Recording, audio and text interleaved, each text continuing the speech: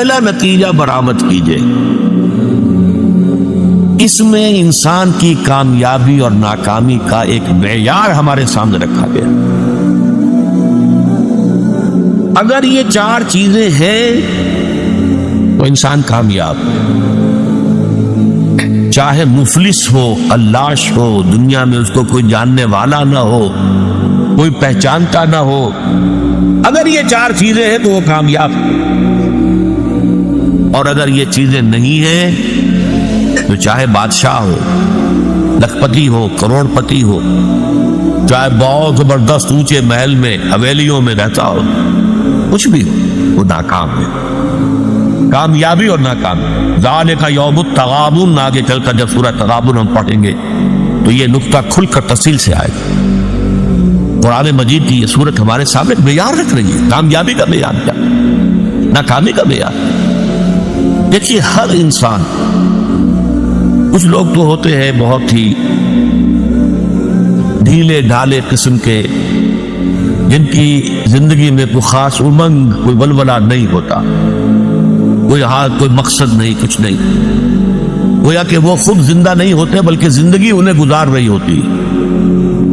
لیکن اکثر لوگ جو آپ کو ملیں گے، کوئی نہ کوئی امبیشنز ہیں، کوئی مقاصد ہیں، کوئی نہ کوئی نام سامنے جو ہے، وہ طالب علم ہے، ان سے جا کے پوچھئے، کوئی کہے گا میں ڈاکٹر بننا چاہتا ہوں، میں انجینئر بننا چاہتا ہوں، میں کمپیوٹر کی تعلیم حاصل کرنا چاہتا ہوں، میں کوئی بڑا وکیل بننا چاہتا ہوں۔ ہر شخص کے سامنے کامیابی کا کوئی نہ کوئی معیار ہے۔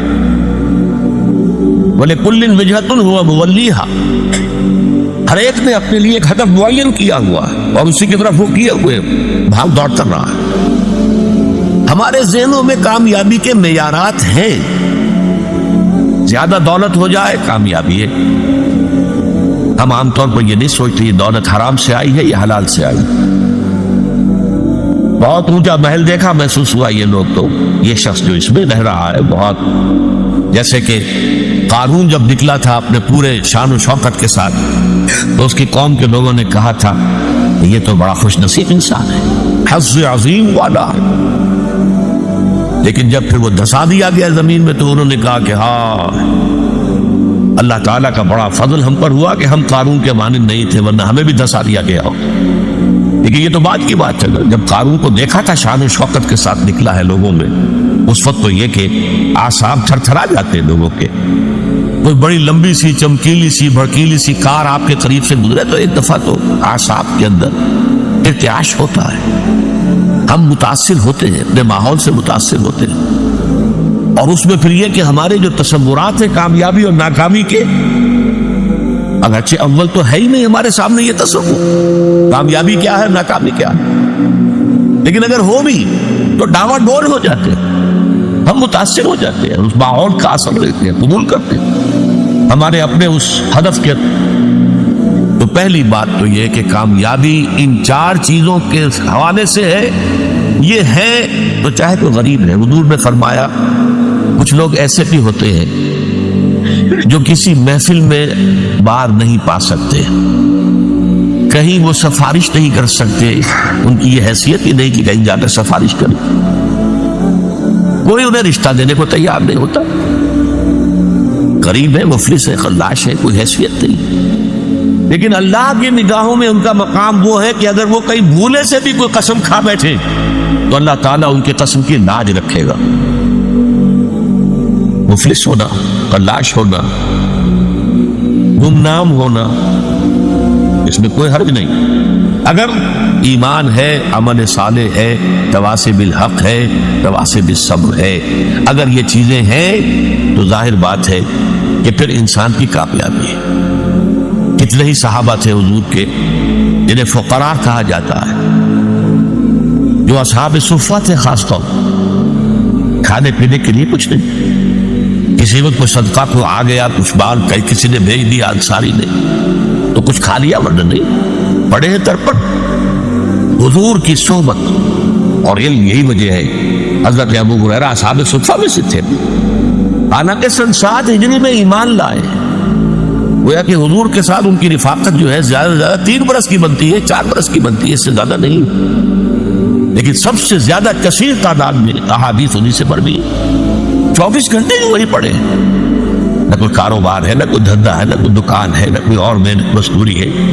اور وہ فرماتے ہیں خود کہ بسا اوقات ایسا ہوتا تھا کہ کئی وقت کے فاقے کی وجہ سے مجھ پہ بے ہوشی طاری ہو جاتی تھی. تو لوگ آتے تھے اور میری گردن پر اپنا پاؤں رکھتے تھے. وہ سمجھتے تھے کہ اسے مرگی کا دورہ پڑا ہے، حالانکہ مجھے بے ہوشی ہوتی تھی فاقے کی وجہ سے. یہ کیفیت تھی. لیکن کیا وہ ناکام تھے؟ نہیں. کامیابی اور ناکامی کا فرعون وہ کامیاب نہیں تھا، ناکام تھا. نمرود کامیاب نہیں تھا، ناکام تھا. قارون کامیاب نہیں تھا، ناکام. گویا کہ کامیابی کا معاملہ دولت سے، جائیداد سے، دنیاوی وجاہت سے، دنیاوی اقتدار سے، کسی شے سے متعلق نہیں ہے. کامیابی کا تعلق اگر ہے تو وہ ایمان اور عمل صالح اور تواصی بالحق اور تواصی بالصبر سے. دوسرا نتیجہ نکالیے، اس سورہ مبارکہ میں کامیابی کی جو کم سے کم شرائط ہے وہ بیان ہو رہی ہے.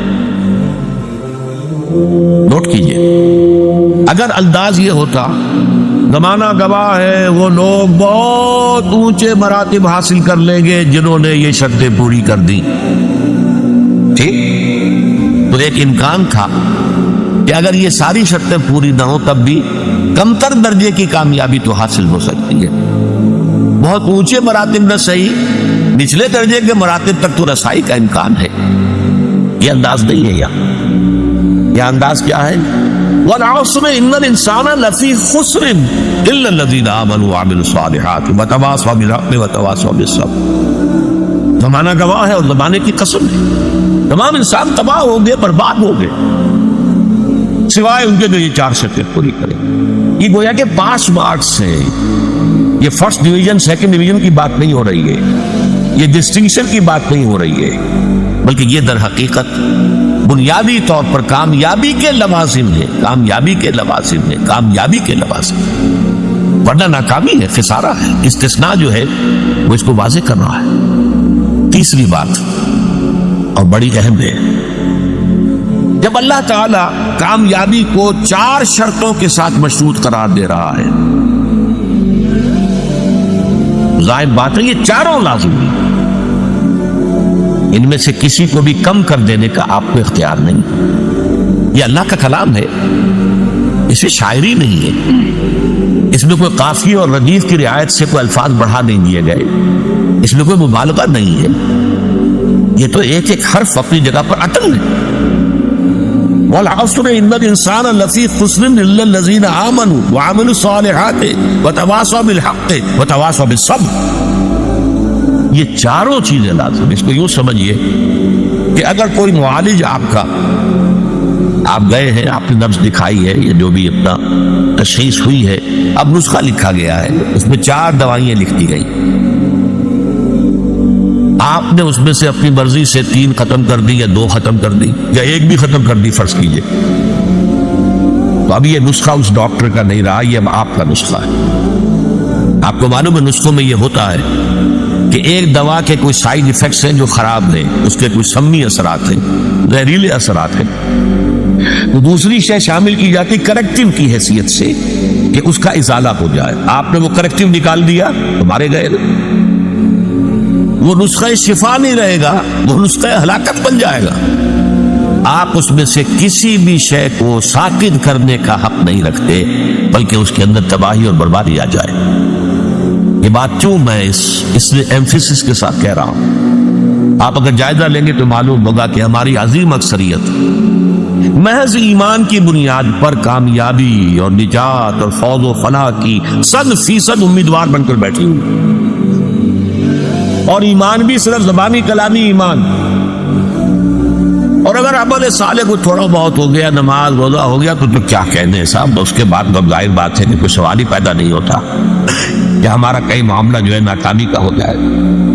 تواصی بالحق اور تواصی بالصبر تک تو کسی کے پہنچنے کا سوال ہی نہیں، ہمارے ذہنوں سے خارج ہے. یہ بھلائی کی تبلیغ کرنا یہ مولویوں کا کام ہے، ہمارا کام تو نہیں. یہ ہمارے تصورات ہیں. ان تصورات کو توڑ پھوڑ کر صحیح دینی تصور کو واضح کرنے کے لیے سورۃ العصر جو ہے اس پر غور و فکر اور تدبر. یاد کیجئے جو میں نے پچھلی نشست میں آپ کو اقوال سنائے تھے امام شافعی کے. لو تدبر الناس هذه السورۃ لوسعت، اگر لوگ صرف اس ایک سورت کے اوپر تدبر کریں تو یہ ان کے لیے کافی ہو جائے گا. لو لم ينزل من القرآن سواها لكفت الناس، اگر قرآن میں سوائے سے ایک سورت کے اور کچھ نازل نہ ہوتا تو یہ بھی انسانوں کے لیے کافی تھی. تو پہلی بات یہ کہ یہاں پر کامیابی اور ناکامی کا ایک معیار ہمارے سامنے آ رہا ہے. کاش کہ یہ ہمارے دلوں میں کھد جائے. جیسے کہتے ہیں کہ نقش فی الحجر، پتھر میں جیسے کوئی چیز جو ہے کھود دی جائے، ایسے ہمارے دلوں میں یہ حقیقت کھد جائے. کامیابی ان چیزوں سے ہے: ایمان، عمل صالح، تواصی بالحق، تواصی بالصبر. کامیابی دولت سے، وجاہت سے، اقتدار سے، جائیداد سے، سرمایہ سے نہیں. نمبر 2، یہ کم سے کم لوازم ہے نجات کے. نمبر 3، ان میں سے کسی کو ساقط کرنے کا آپ کو اختیار نہیں. اب اس کے لیے میں آپ کو ایک قول سنانا چاہتا ہوں. امام فخر الدین رازی رحمۃ اللہ علیہ، آپ کو معلوم ہے تفسیر کبیر بہت بلند تفسیر ہے اور بہت مفصل تفسیر ہے، 30 اجزاء میں ہے. اگرچہ اس میں فلسفہ، منطق، فلکیات اس زمانے کی، اس میں کافی کچھ چیزیں ایسی ہیں جس کی بنا پر عام طور پر اس تفسیر کا وہ مقام نہیں سمجھا جاتا، بلکہ بعض حضرات جو ہیں خاص طور پر جو اہل حدیث مزاج کے حضرات ہیں وہ تو کہتے ہیں کہ یہ کل شیء الا التفسیر، اس میں ہر چیز موجود ہے سوائے تفسیر. اسے فلکیات کی بحثیں ہیں، ریاضیات کی بحثیں ہیں، منطق کی بحثیں ہیں. تو بہت ہی اس اعتبار سے وہ اب ایک خاص دور کے اندر تو یہ سمجھیے کہ اس کا بہت بڑا جو ہے مقام، بہت اونچا مقام تھا. آج بھی میں اسے بہت اہم تفسیر سمجھتا ہوں. انہوں نے اس صورت کے بارے میں جو بات کہی ہے، هذه الآیہ، اس تیسری آیت کے بارے میں کہتے ہیں: علم ان هذه الآیہ فیہا وعید شدید، اس آیت میں بڑی شدید وعید اللہ تعالیٰ کی طرف سے آئی. بأن اللہ تعالی حکم بالخسار علی جمیع الناس، اس لیے کہ اللہ تعالیٰ نے تو خسارے کا، بربادی کا، تباہی کا فیصلہ کر دیا تمام انسانوں کے لیے. الا من کان آتیا بهذه الاشیاء الاربعۃ، سوائے اس کے کہ جو ان 4 شرطوں کو پورا کرنے والا ہو. وہی الایمان، وہ 4 شرطیں کیا ہیں؟ نمبر 1 ایمان، والعمل الصالح، اور عمل صالح، والتواصی بالحق، اور تواصی بالحق، والتواصی بالصبر، اور تواصی بالصبر. ودل ذالک، یہ ہے جملہ جو ہے دل ذالک، اس سے دلالت ہوئی اس بات کی طرف، رہنمائی ہوئی اس بات کی طرف، ان النجات معلقۃ بمجموع هذه الاشیاء، کہ نجات معلق ہے، منحصر ہے ان 4 چیزوں کے مجموعے پر. یہ ہے نتیجہ. منطقی اعتبار سے اس جملے سے یہ نتیجہ نکلتا ہے، صحیح نکلتا ہے، 100% درست.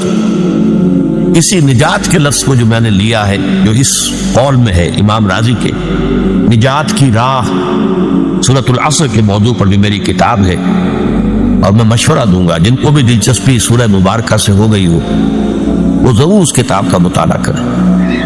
اس میں ایک تحریر بھی میری شامل ہے، ایک تقریر شامل ہے. ظاہر بات ہے کہ میں ان نشستوں میں تو ان تفاصیل میں جا نہیں سکتا، اور یہ کہ میری تحریر جو اس میں شامل ہے وہ آج سے 35 برس قبل کی ہے، 36 برس قبل کی ہے.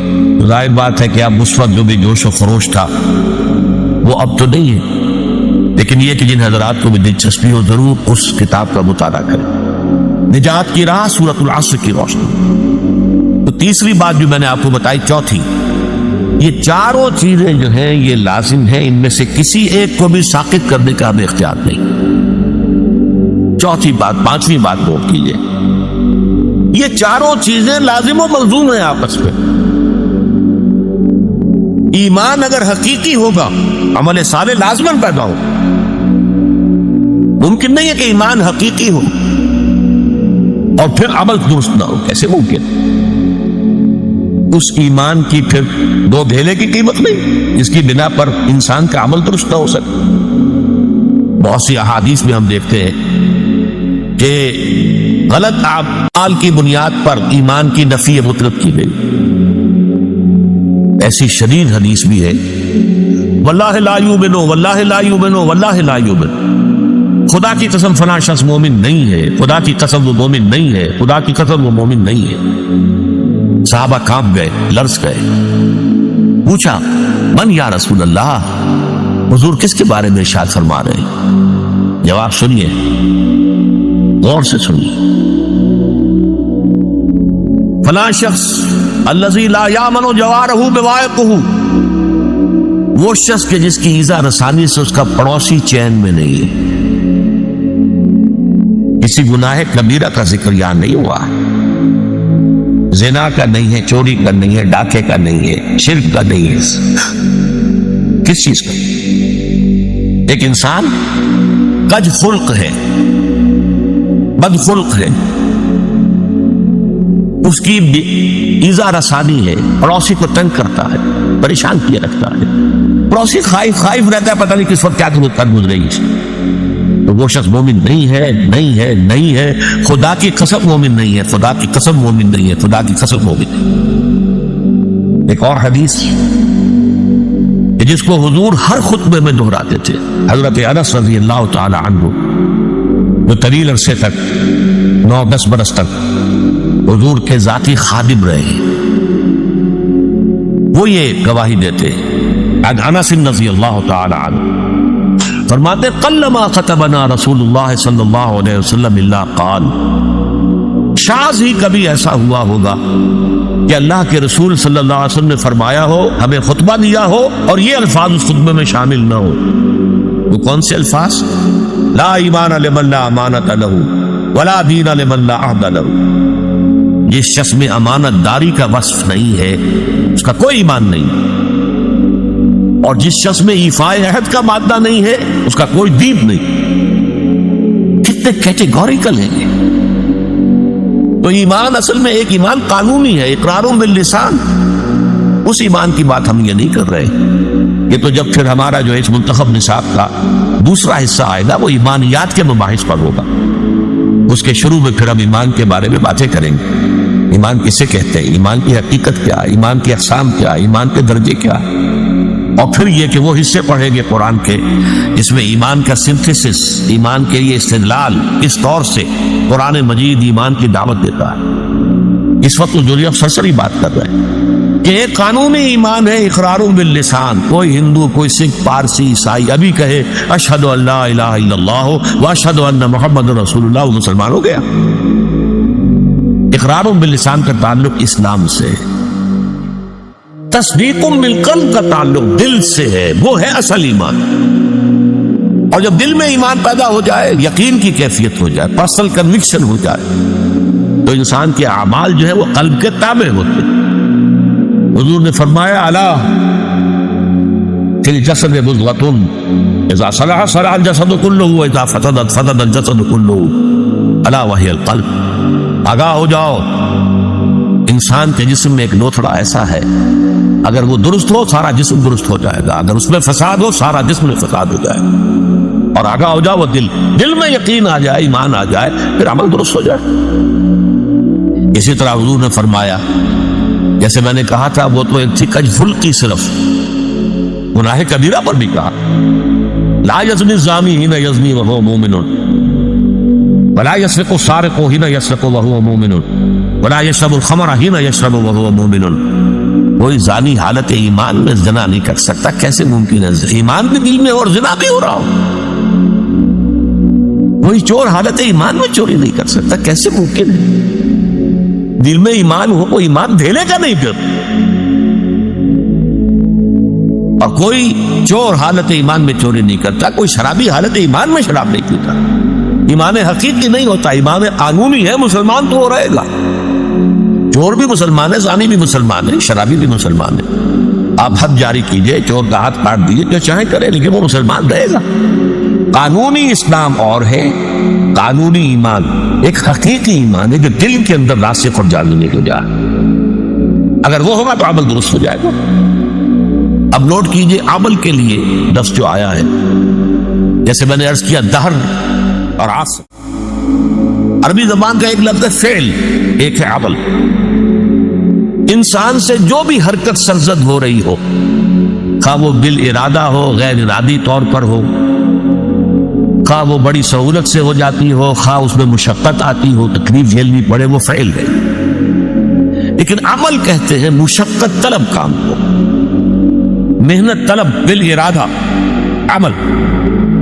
اس لیے عاملۃ ناصبہ سورۃ الغاشیہ میں آیا ہے وجوہ یومئذ خاشعۃ عاملۃ ناصبہ، تھکے ہوئے ہوں گے، مشقت زدہ ہوں گے چہرے، جیسے کوئی آدمی تھک ہار کر کھڑا ہو، ایسے کھڑے ہوں گے قیامت کے دن۔ تو عاملہ، عاملہ وہ ہے کہ جو تھکا ہوا ہو، تھکا ماندہ انسان۔ تو عمل وہ کام ہے جو مشقت طلب ہو، محنت طلب ہو، ارادے کے ساتھ کیا جائے، آپ کا فری چوائس ہو اس کے اندر۔ صالحات نیکیاں، اب اس لفظ کو بھی حقیقت کو سمجھیے، صالح کس کو کہتے ہیں؟ اس میں صلاحیت، صلاحیت کا لفظ اسی سے ہے نا، من صلاح، اس میں صلاحیت ہے، صلاحیت ہے تو اس کو پروان چڑھا سکتے ہیں۔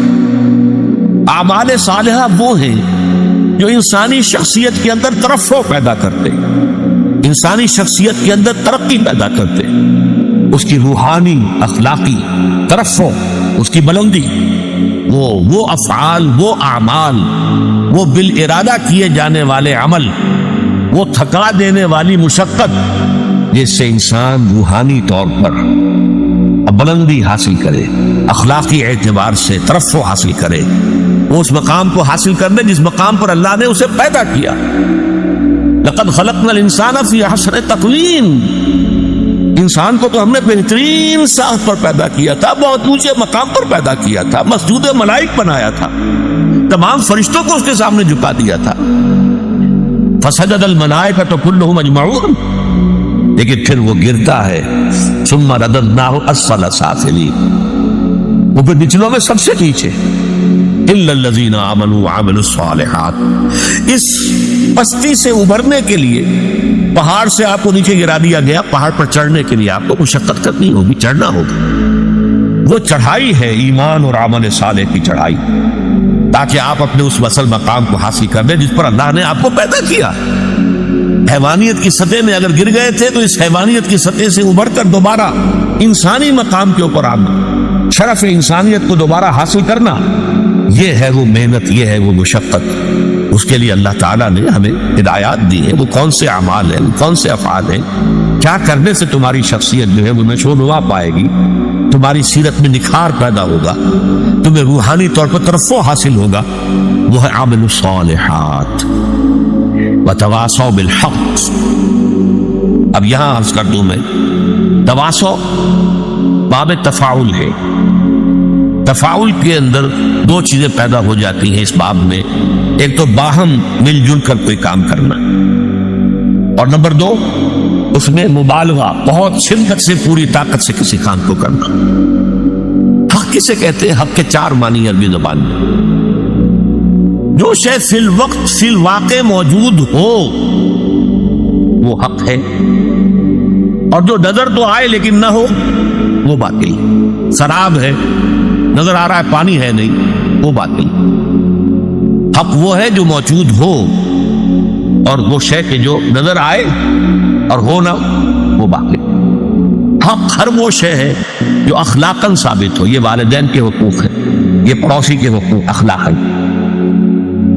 حق ہر وہ شے ہے جو عقلاً مسلم ہو، عقل اس کا تقاضا کر رہی ہے، لازماً اس کو ہونا چاہیے۔ حق ہر وہ شے ہے جو نتیجہ خیز ہو، باطل وہ شے ہے جس کا کوئی نتیجہ نہیں، کچھ حاصل نہیں۔ یہ چار معنی میں حق لیجئے تو کس قدر وسعت ہو جائے گی تواصی کی۔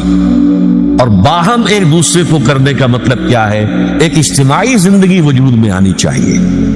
یہ ایمان اور عمل والے جو ہے مل جل کر ایک اجتماعیت وجود میں لائیں، یہ اجتماعیت ایک دوسرے کو سہارا دیتے ہوئے آگے بڑھے گی، ایک دوسرے کو حق کی وصیت کریں گے، کسی کا پاؤں پھسلنے لگے گا تو پھر سہارا دے کر اٹھائیں گے، اسے ساتھ لے کر چلیں گے۔ وتواصوا بالحق، اور حق ابزا میں عرض کر دوں چھوٹے سے چھوٹا حق بھی ہے اور بڑے سے بڑا حق بھی ہے. دو چیزیں میں بیان کر دیتا ہوں. کسی نے کسی کے 100 روپے 200 روپے دینے ہیں, وہ نہیں دے رہا ہے, اس سے جا کر کہنا بھائی آپ اس کے پیسے دے دیجیے, ادا کر دی. یہ بھی تواصی بالحق ہے. بچے گلی میں کھیل رہے ہیں, اندیشہ ہے کسی گاڑی کا جو ہے شیشہ پھوڑیں گے, کیا کریں گے. اگر آپ ذرا ان سے کہیں, یہ بھی تواصی بالحق ہے کہ بیٹے یہ کھیلنے کا میدان نہیں, آپ جا کر کہیں میدان میں کھیل. تواصی بالحق. اور سب سے بڑا حق, یہ زمین اللہ کی ہے, یہاں اللہ کا حکم چلنا چاہیے. یہاں سے وہاں تک تواصی بالحق ہے. چھوٹا حق بھی ہے, بڑا حق بھی ہے. گویا کہ اس میں ساری منزلیں آ گئی ہیں. ایک تو جماعتی زندگی, مل جل کر ایک کام کرنا, اس لیے کہ یہ کام آسان نہیں ہے. اس کام کے لیے جیسا کہ اگلا مرحلہ آئے گا وہ تواصی بالصبر, بڑے صبر کی ضرورت بھی ہوگی. مشقتیں بھی جھیلنی ہوں گی, تکلیفیں برداشت کرنی ہوں گی, پرسیکیوشن برداشت کرنی ہوگی.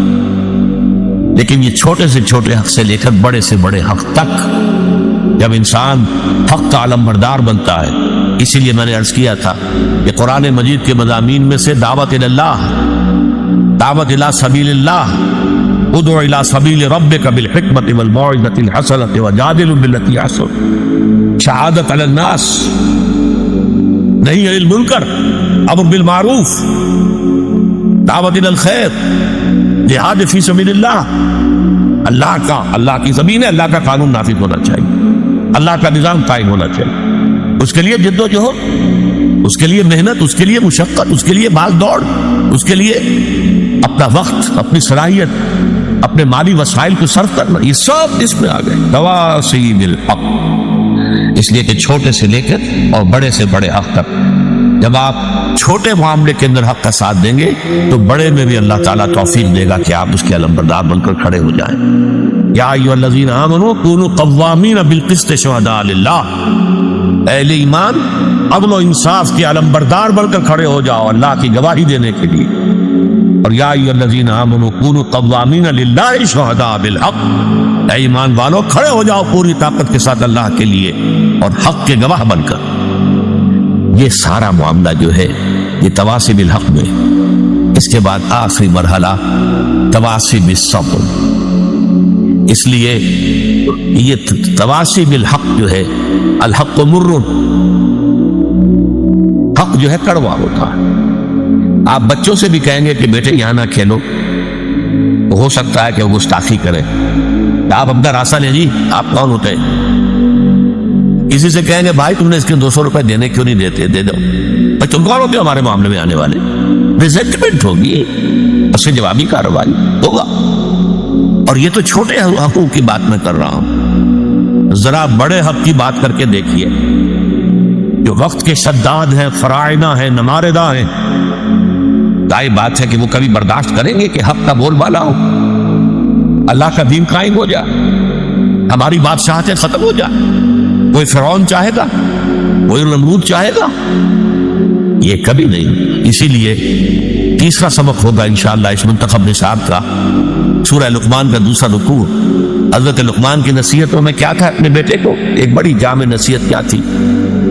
یا بنی اقم الصلاۃ وامر بالمعروف وانھ عن المنکر واصبر علی ما اصابک. اے میرے بچے نماز کو قائم رکھیو اور دیکھیو نیکی کا حکم دیجو, بدی سے روکیو, اور پھر جو تجھ پر بیتے اس پر صبر کیجو. بدی سے روکنے کے بعد یقیناً تمہیں ریزنٹمنٹ کا سامنا کرنا پڑے گا. ریزنٹمنٹ پرسیکیوشن تک بھی آ سکتی ہے. کیا لڑائی تھی, کیوں مارا جا رہا تھا حضرت بلال کو, اور کیوں جو ہے ننگے بدن دہکتے ہوئے انگاروں پر لٹا دیا گیا تھا حضرت خباب بن الارت کو رضی اللہ تعالی عنہ. آخر یہی تو تواصی بالحق, اللہ کا دین, حق کی دعوت, حق کی طرف لوگوں کو بلانا. آخری بات وتواصوا بالصبر, جو میں نے عرض کیا, ایک اجتماعی زندگی میں ایک دوسرے کا ہاتھ پکڑ کر. آپ کو معلوم ہے کہ اگر سیلاب کا ریلا زوردار آ رہا ہو, اکیلے اکیلے کھڑے رہیں گے تو بہہ جائیں گے, لیکن 10-15 آدمی ہاتھ میں ہاتھ ڈال کر کھڑے ہو جائیں گے تو سیلاب کا ریلا انہیں بہا نہیں سکے گا. اجتماعی زندگی کے اندر پھر صبر کی ایک دوسرے کو نصیحت اور وصیت. اگر کسی وقت کسی کا حوصلہ جو ہے جواب دے رہا ہو, کسی کی ہمت جواب محسوس, اسے ساتھی اسے بک اپ کرے, اس کو حوصلہ دلائیں, دوبارہ اسے کہیں بھائی ہمت کرو, کھڑے ہو جاؤ, اس کا سہارا بنے. کہیں اسے تعاون کی ضرورت ہے, تعاون پیش کرے. اس طریقے سے مل جل کر ایک اجتماعی زندگی کے ذریعے سے تواصوا بالصبر کا معاملہ بھی, جس کے لیے سورہ آل عمران کی آخری آیت یا ایھا الذین آمنوا اصبروا وصابروا ورابطوا واتقوا اللہ, اہل ایمان صبر کرو اور صبر میں دوسروں کا, اپنے جو مد مقابل ہیں, جو دشمن ہیں حق کے, ان کا مقابلہ کرو, ان سے زیادہ صبر کرو. یہ کفار میں تو صبر کر رہے ہیں نا, یہ ابو جہل جو ہے صبر کر رہا ہے اپنے باطل معبودوں کے لیے. پہلے آیا تھا بدر میں, مارا گیا کہ نہیں مارا گیا, لیکن پھر مکے کے جو مشرکین تھے دوبارہ آ گئے 1 سال کے بعد. پہلے 1000 آئے تھے, اب 3000 آ گئے. وہ اپنے معبودان باطل کے لیے قربانیاں دینے کو تیار ہیں. تمہیں ان سے بڑھ کر قربانی دینی چاہیے, تمہیں ان سے بڑھ کر صبر کرنا چاہیے. یہ ہے صبر. یہ ہے 4 آیتیں. اس میں اگرچہ بعض نکات اب بھی تشنہ رہ گئے ہیں, لیکن بحیثیت مجموعی, جسے اصطلاحاً کہا جاتا ہے تذکیر بالقرآن, ایک ہے تدبر قرآن, گہرائیوں میں اترنا. ایمان کے لفظی معنی پر بحث ہو, ایمان کے عمل صالح اس کے مختلف پہلو, تواصی بالحق اس کے مختلف پہلو, ان میں آپس میں ربط کیا ہے, کیوں لازم و ملزوم ہے. اس حوالے سے کچھ چیزیں ہو سکتا ہے کہ میں اگلی نشست میں ابھی ان کی بھی تلافی کروں. باقی یہ کہ اللہ کے فضل و کرم سے جیسا بھی ہو سکا ہے, آج میں نے اس کا بحیثیت مجموعی, اس کا جو ایک لب لباب ہے وہ آپ کے سامنے بیان کر دیا ہے. اقول قولی ھذا واستغفر اللہ لی ولکم ولسائر المسلمین والمسلمات.